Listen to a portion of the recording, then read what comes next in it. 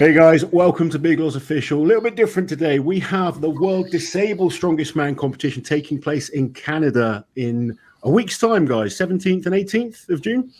Yeah, that's right. And today I am joined by Dave Walsh and Stephen.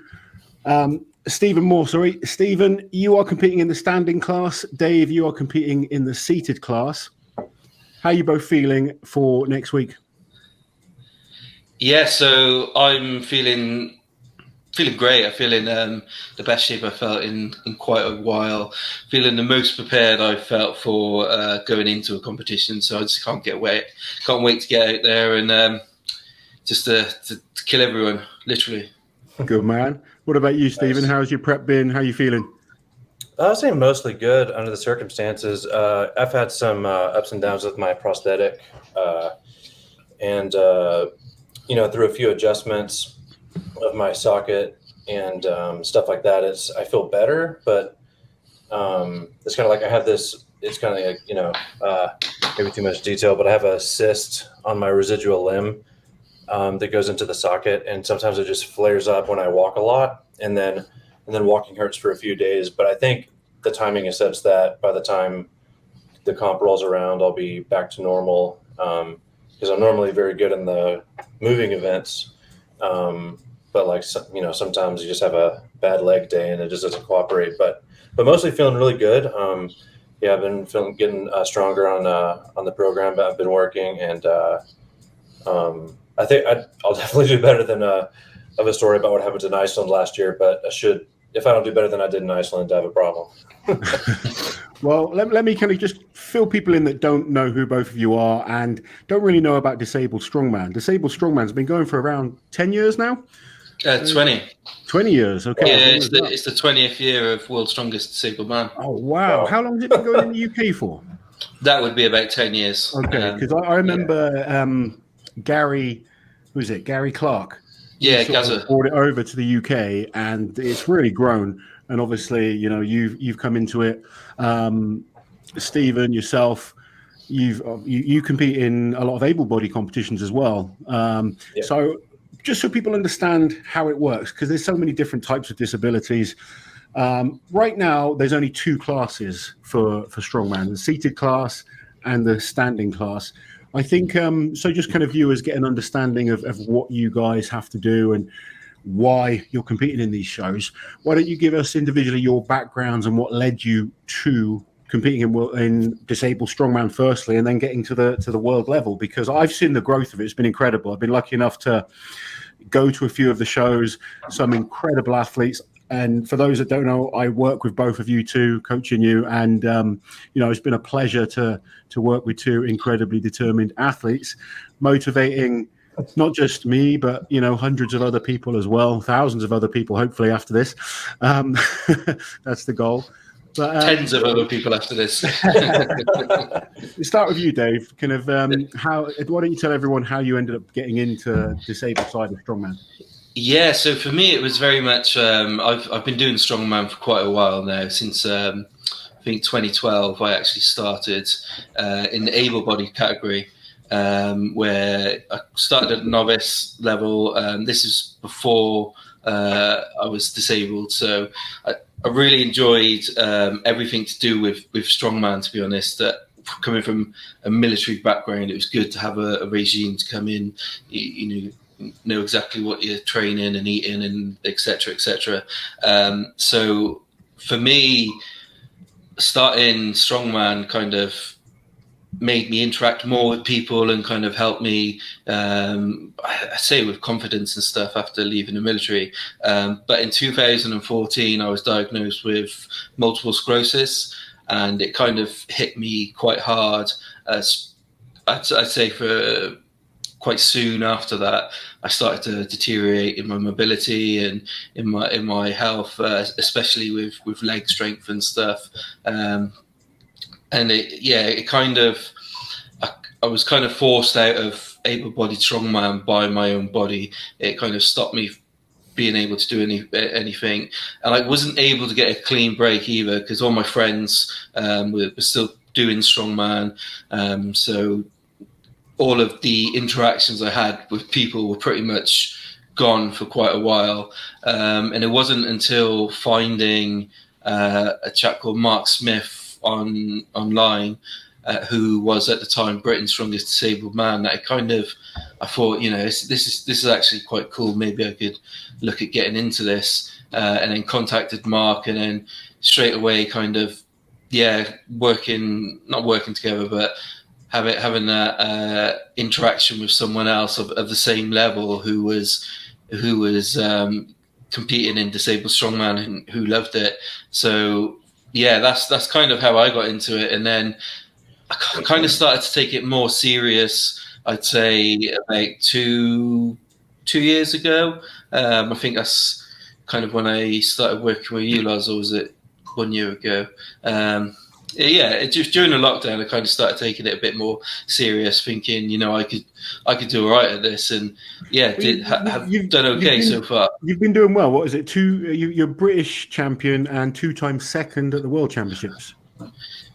Yeah, that's correct. So I won Britain's Strongest Man, Britain's Strongest Disabled Man last year, and last year again came second at the Worlds, and then the year before that came second at the Worlds.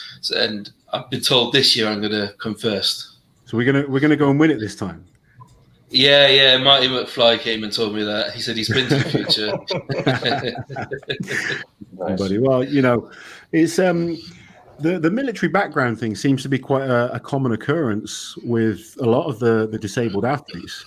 Seems to, I think Mark is ex-military as well, isn't he? Yeah. There's quite a few ex-military guys, especially in the British side of it.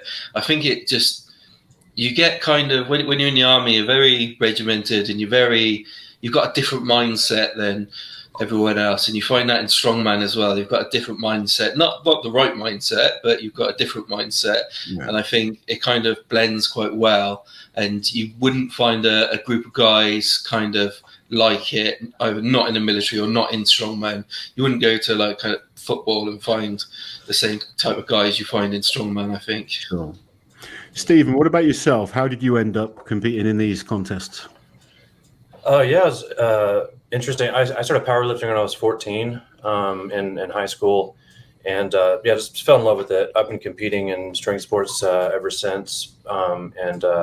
6 years ago, I lost my foot in a motorcycle accident. I was T-boned by a drunk driver who ran a red light, and like the kind of the immediate aftermath mentally was, I'm done for. Like that's it for strength sports, and I was really depressed for a while, but like it wasn't too long that I was just like, screw that mentality. Like I'm hitting this hard, and I'm going to come back stronger than I was before. And I don't know why I didn't try strongman earlier in life. I've been watching it since the late 90s with like Magnus Samuelsson, loved it since I was a kid. But I don't know. Yeah, that injury put the fire under me, that it just, lifting meant more than it did before. It doesn't just mean I'm getting, it's like I'm proving to myself that I'm capable of more than I think. And so I don't even remember how I was invited. Like it was just a local show in Austin, Texas at Rogue American, a super, super cool outdoor gym.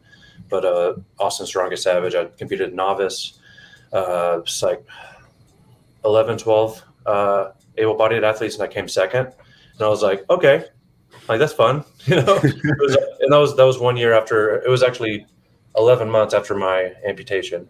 So I was really proud that I could come back that quickly and get second. I was like, damn, if I can do that, let's keep going. And so, I've done.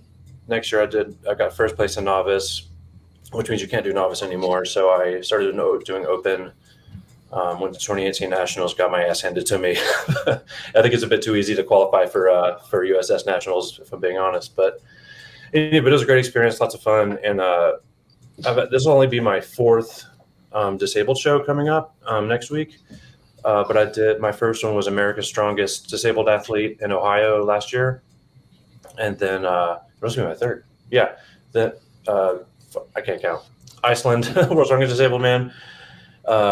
Came second by a substantial margin. Freaking Mike Bishop is a monster. Oh my god! Indeed. I'm sure he'll be watching this as well. Wonderful guy. Like, I love competing I've got to alongside tell him. him that you're taking him this year. Oh man, it's on, man. Yeah, in Iceland last year in my Airbnb, I showered without my prosthetic, and I slipped in the shower, fell, and landed right on my residual limb.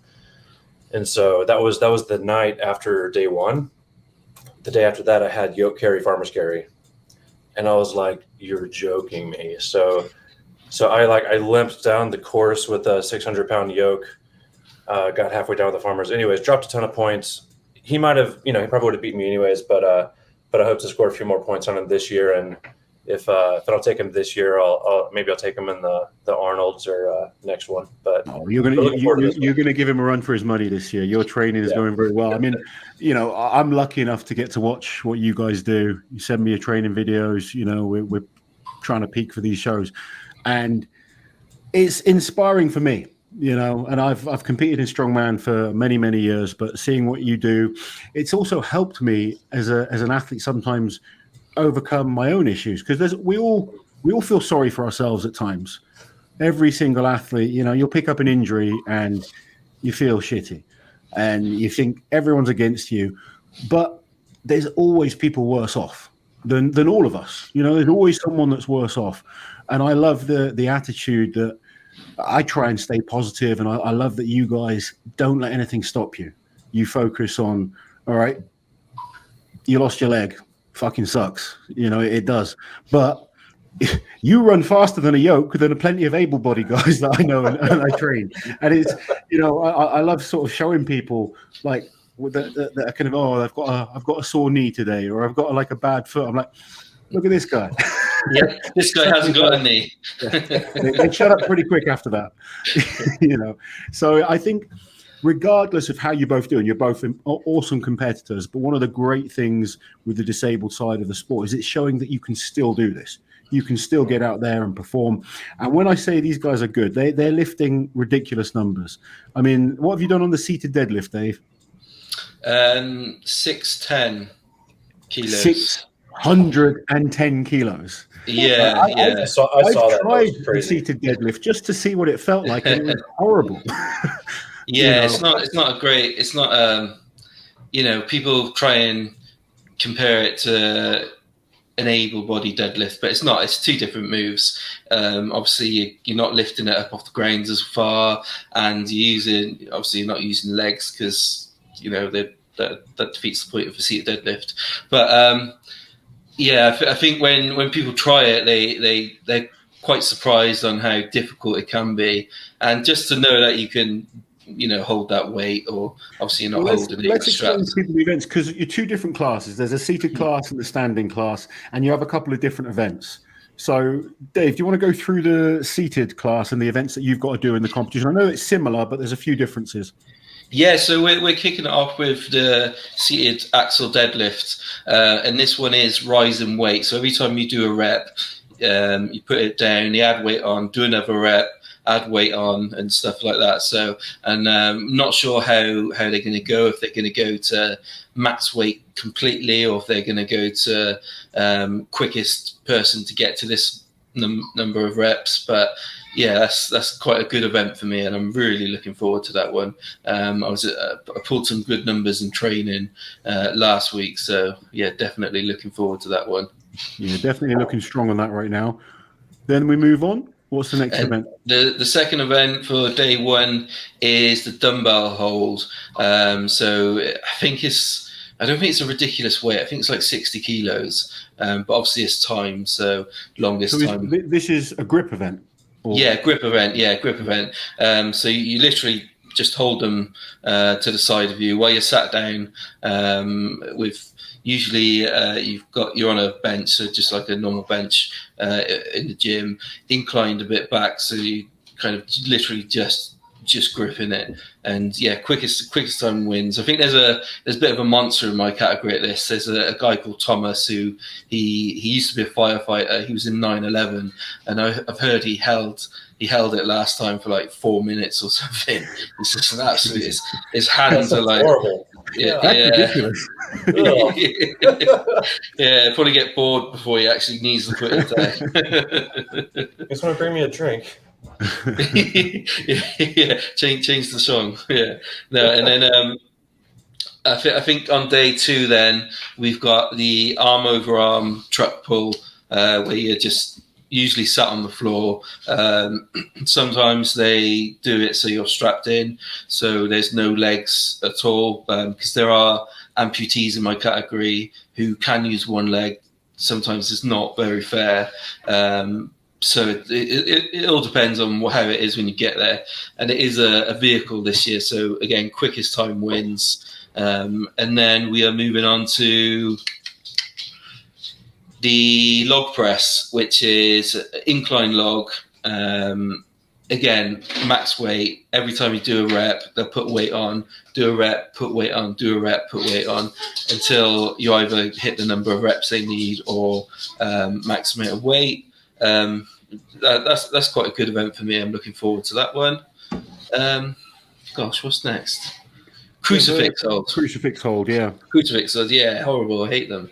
I can't stand crucifix holds. Any type of shoulder hold for me isn't great, but I've been working quite hard on it, so shouldn't give too many points away to people, which is quite good. And then the last event, I believe, is sandbag to shoulder, which is a brand new event for seated class. It's bloody awkward. It's like trying to hold a 100-kilo giant baby, put them on your shoulder, and yeah, it's not the easiest events. But it's a challenging one that I'm sure you're gonna do as well as you can with. It's weird because normally on an event like a sandbag to shoulder, a lot of it is about hip extension, and yeah, for you guys, you're trying to muscle it up with more arm and upper body strength. It's very challenging. Yeah, it definitely is. And like you say, it is literally about grit. And I think when it comes down to that event, it'd be kind of who wants it more kind of jobby. Because we've all done the same training for it. Obviously, our training has been better because we've got a better coach than anyone else. But but yeah, it's going to be down to kind of like who wants it more at that point, who needs it more. Yeah. And Stephen, you've got a few different events thrown in the standing class. Do you want to go through them?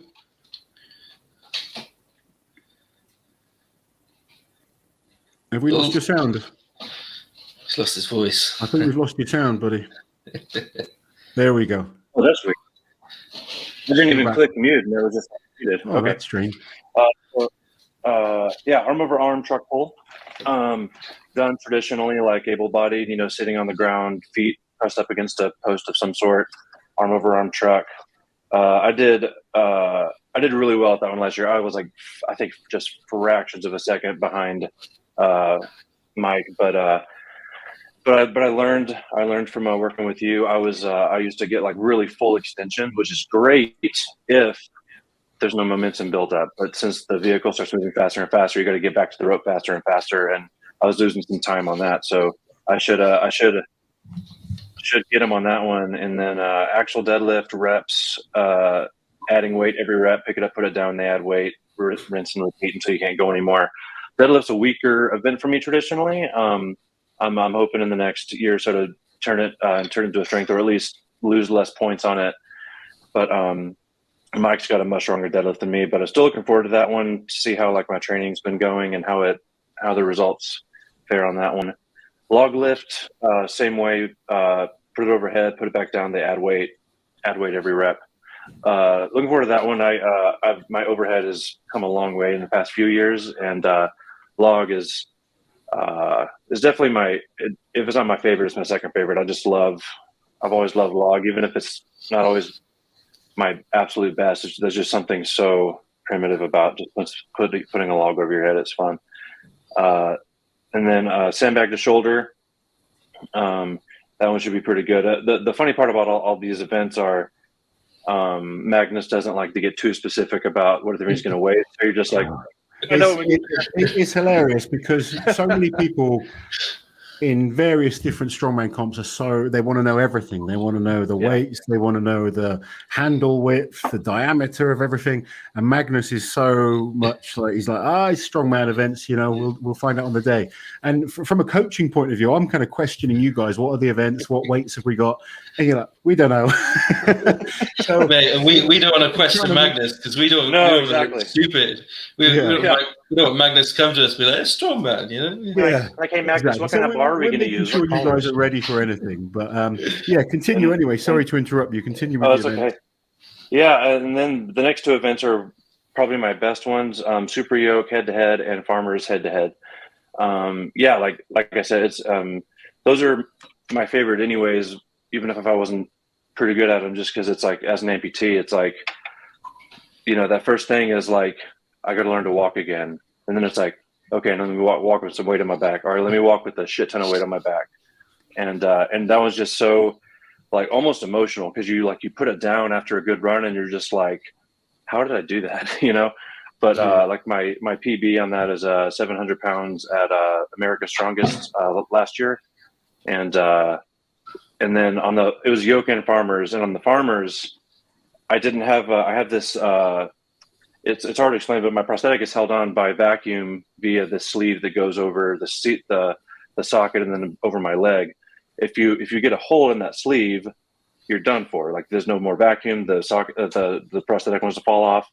And I have a guard that goes on it that prevents, it's carbon fiber, so it prevents things from hitting it and putting a hole in it. Left it at home. So the Farmer's handle like ripped a hole through my sleeve. And so I had to like kind of, limp the rest of the way with my socket kind of pistoning on and off my leg. And anyway, that's just a good time on those. So a pretty good events for me, except the deadlift. When you send your videos through it still amazes me. I'm like, and I treat you as a completely able-bodied athlete. When we're training, there's no excuses. There's no, from my side or your side. But sometimes it is nice to just sit down and just think, wow, that is incredible to think where you've come from to be able to do that. And you move better than a lot of able-bodied athletes do. You actually motivated me to get under a yoke again. I was pretty good at the yoke at one time. Yeah, but, after I tore my Achilles, I didn't want to do it. And then I started training you, and I was watching you on the yoke. I was like, I'm going to get under the yoke again. I did it, and it was good. And then I was like, that's enough now. I'm going to leave it down. Yeah. I remember being at Iceland last year, and I was watching Stephen do the yoke, and it's the first time I heard the story about him falling in the shower. But you could see how much he wanted to finish it, and you could see it was hurting him, and he put it down but picked it up every single time. And I think at the end of it, as I said, that's the best thing we've seen all weekend. It is incredible. And it's funny because Stephen sent me a video through the other day, and his yoke was a little bit off from what we'd normally expect from him, but he had an issue with his prosthetic. And then you went and got the adjustment, and the next week it's flying again. So there are these little elements that you guys have to cope with. I mean, Dave, you've got a special chair that you use, don't you? Yeah, special chair. Because if you think about the amount of weight a wheelchair can take, you got me who's pushing 125, 130 kilos, plus you're picking up a 100 kilo Atlas, up to 150 kilo Atlas stone. You want some good support under you. You don't want to just do it in a regular chair. Yeah, no, definitely. Otherwise, I'll be like Stephen in his boat with no legs and stuff. So, I mean, best of luck to both of you. I'm kind of rooting for you both, obviously, but more than just the winning and you guys smashing it. How do you motivate? I mean, what do people watching now that feel they were athletic, they wanted to get into strongman, but they feel they can't? How do they get into this side of the sport? And what kind of advice would you give people that were in your kind of similar boat? Because we've all been in that depressive mode where we don't think anything's worth fighting for again or doing things. And you guys have proved that's just not the case. So to someone that was in your situation, what would you tell them, and how would you inspire them to get into strongman yourself? Yeah, so I think I'd say that you can, even though you might think you can't, you can, and that, everybody starts off at a baseline that they're not able to do this or they're not able to do that. So you don't need to compare yourself to others. But more importantly, you need to enjoy it. If you're not going to enjoy it, you're not going to stick to training. And if it's not for you, it's not for you, but at least you've tried it. And then, just give it a go, and you'll be pleasantly surprised on what your body can do. And there's plenty of people out there who wants to help, who just want to see you succeed, and go to greater heights. As long as you don't join my category and beat me, then that'd be great too. Yeah.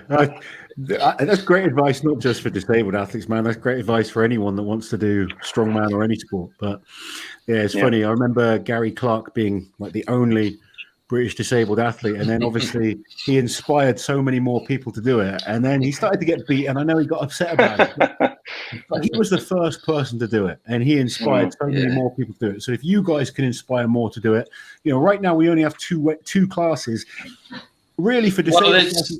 There is more than two classes. So there's actually classes within the classes. So in my category, you've got two classes. You've got class 1 and class 2. So class 2 is for more of the neurological cerebral palsy type of disability, and class 1 is for more of the kind of, say, softer disabilities. And then Stephen's actually also got two classes within his class, which I'll give you the limelight. So it's good to see that the sport is growing in that way, because I know in the Olympics, for instance, there's loads of different classes for different events, and obviously there's so many different types of disabilities, isn't there? So but we've got people from not just amputees and people with MS. We've got blind people. We've got one-armed athletes. We've got people. Those guys are. It's to see someone throwing up a who is it? James from the US. James Spurgeon. He does like a 95 kilo one-arm dumbbell. He's only got one arm, so he has to lift it from the floor all the way up and all the way up with literally one arm. I mean, and he's done 95 kilos.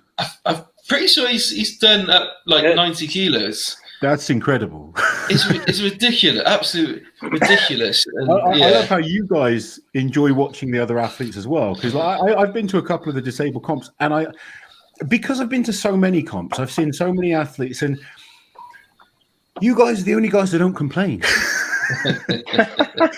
Because no one listens. We try and complain to our wives or something, and they're like, "Shut up." We live with it. It's incredible to watch. Yourself, Stephen, what would you say to people wanting to, follow your path?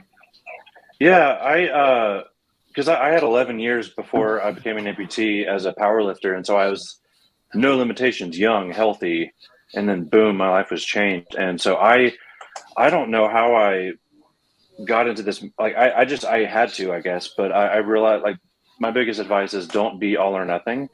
Be willing to do what you can do at that moment. So like Dave was saying, don't compare yourself to others or yourself in the past. Maybe you were healthy for a long time, then you became disabled. Stop comparing yourself to like for me, it's don't two-footed Steven is a different Steven. And so I was pretty good at squat beforehand, and it took a long time to get back into barbell back squat at powerlifting depth again, because of the stability of the socket wasn't there yet. And so I was like, okay, well, I can't do a full depth squat. Can I do a partial depth squat? Can I do leg press? Can I do just variations, find what you can do now with the goal of getting to the next stage and then the next stage. And eventually I went from body weight squat to light barbell squat partial range, light barbell squat full range. And eventually I did a USAPL powerlifting comp and did 485 pounds with everybody else, normal powerlifting show. But that took 3 years of really wanting it and going through a lot of pain to get there, and willing to swallow my pride and go, it's okay if I can only do a goblet squat today. Yeah. And then just like drowned out stop looking at other people and saying, oh, it's not worth doing it if I can't do it this way. Again, brilliant advice. And again, not just for disabled athletes. If you've come back from an injury, perfect advice. Yeah. Anything like that, we can't always, and we all do it. I do. I'm the worst for it. I'm like, I'm weak now because I'm not as strong as I used to be. And, it's focusing on what you can do is so important. And like I said, both of you, very, very inspiring. That doesn't mean I don't want you to go there and absolutely smash this competition. You make sure you do your absolute best and kick ass. I believe it's being live streamed on the Facebook page. Is that correct? Yep. Yeah, that's correct. Yeah, on the one of the sponsors is sorting out the live stream. So cool. I will check with Mike, and we'll put a link in the description below so people can follow that. Also, where can people follow you guys? I want people to know where they can follow you, and if they want more information on the disabled side of things. Are you guys okay with people messaging you? I mean, yeah, don't come to my house. Yeah. We won't make them knock on your door. I won't give you a home address. But yeah, more than happy for anyone to kind of message and reach out. You can find me on either Facebook or Instagram, mainly Instagram, or also do TikTok, and sitting_bull_UK. Cool. We'll put a link in the description for that as well. And how about yourself, Stephen? Yeah, so Instagram, I'm cybernetic_strongman. And this local gym in Austin, Iron Guild Gym, have a page for that. And then I've started a YouTube channel recently that's also Cybernetic Strongman. I was watching your YouTube channel earlier, so we will make sure we get that in the description as well. Just your stories, both of you, absolutely incredible. If it motivates one person to get off their ass and stop feeling sorry for themselves and get in there and work hard and prove that they can do whatever they want, then it's worth doing. And, I wish you both the best, not just in the competition, but in everything you both do. Thank you. And thanks for taking the time to help raise awareness for the sport. Well, I try and help raise awareness for every single class, whether it's the heavyweights, the women, the lightweights, and we want to help the disabled side of things as well. It's really, like I said, I've loved watching some of the competitions I've been lucky enough to go to, and I like all forms of strength. And if we see you smashing a 600, when you see someone lift 600 kilos, no matter how they lift it, it's impressive. Yeah, it's good until your arms fall off because it's too heavy to lift off the ground. Then I'll be in trouble. Brilliant. Thank you both for joining me, guys. I appreciate it. Have safe trips to Worlds. It's in Canada. You're both going to go there and absolutely smash it. And I'm sure myself, along with plenty of other people, are going to be supporting you both. Take care. Perfect. Thank you.